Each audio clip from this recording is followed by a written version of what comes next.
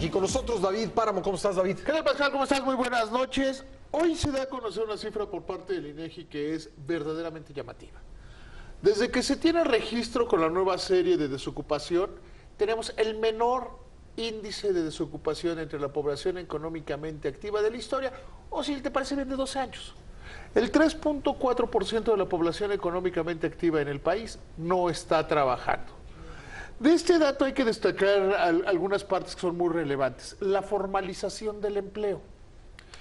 Podemos ver, por ejemplo, que la tasa de afiliados al Instituto Mexicano del Seguro Social, que en el primer cuatrimestre de este año fue de poco más de 404,000 trabajadores, la segunda más alta en la historia del Seguro Social, que se creó en 1943. O sea, la cifra cuatrimestral del IMSS es la más alta, la segunda más alta de toda la historia.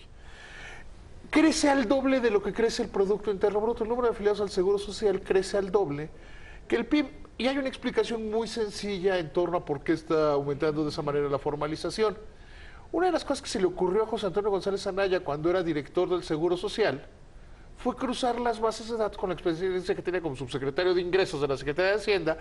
¿Por qué no cruzamos la base de datos del SAT con la base de datos del IMSS?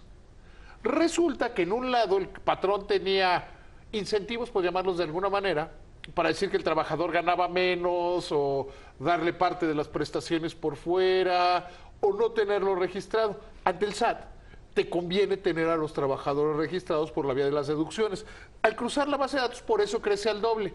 Sin embargo, si lo vemos en el total de la población, porque también hay pues, que trabajan el sector público, los organismos estatales, está creciendo la formalización del empleo a una tasa del 2.8%. Manteniéndose muy alta la informalidad. Sigue muy alta, pero bueno, empieza a descender. O sea, el dato relevante es que está descendiendo. Ciertamente tenemos estados como Chiapas, Guerrero, que la informalidad llega a índices del 80% de las personas. Quiere decir que 8 de cada 10 no tienen ninguna prestación laboral, están en la economía ilegal, y de los que trabajan básicamente en esos estados están en la burocracia. O sea, básicamente no hay trabajo que pague prestaciones y eso explica en gran medida el deterioro.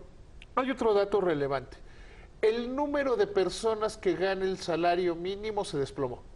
O sea, ha venido disminuyendo el número de personas que ganan salarios mínimos, está creciendo el número de población que gana entre 2 y 3 salarios mínimos, que es poco, sí. O sea, yo no voy a entrar en esa discusión, porque a veces hay quien dice, no, es que se paga muy poco. ¿Cuánto sería? ¿Cómo determinas cuál es el salario correcto? Porque no hablamos de salario justo, porque justo, lo decíamos hace algunas semanas que tocábamos este tema, seguramente tú piensas que está subpagado. Yo estoy convencido que me deberían pagar como el doble.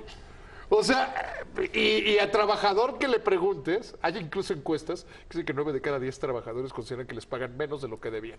Pero ¿cuál es el trabajo o cuál es el salario correcto? Sí, es el salario justo, el salario que sea remunerador, todas esas cosas que podemos decir. Bueno, la economía o por las razones que queramos no está dando suficientes ingresos Hay un punto a los que trabajadores para los mantener trabajadores la familia, ¿no? generan la riqueza suficiente para pagar un salario remunerador. O sea, es una discusión que tenemos que enfrentar. Somos el país que más horas está en el trabajo, de acuerdo con la OCDE. Pero somos el país que menos produce dentro de la OCDE. Tenemos un problema de productividad. Hace como un par de años, Carlos Slim decía que la jornada laboral en México debería ser de 4 días. Y yo creo que tendríamos que replantearnos radicalmente cómo estamos trabajando. En la economía formal, y eso es muy importante destacarlo, la gente gana mucho más. Hace unas semanas el Consejo Coordinador Empresarial decía que el trabajador en la economía informal gana 62% más en dinero. O sea, el tema es, ¿qué pasa con un trabajador? Y me hay un ejemplo que me encanta usar. Tú eres un trabajador de la economía informal. Yo soy un trabajador de la economía formal. Nos da apendicitis a los dos el mismo día. Yo, como estoy en la economía formal, pues ya se pagó, yo, el patrón, la cobertura del Estado, se paga no solo la operación y las medicinas, sino que los días que no trabajo, tengo una indemnización. Tú estás en la economía informal. Te da apendicitis.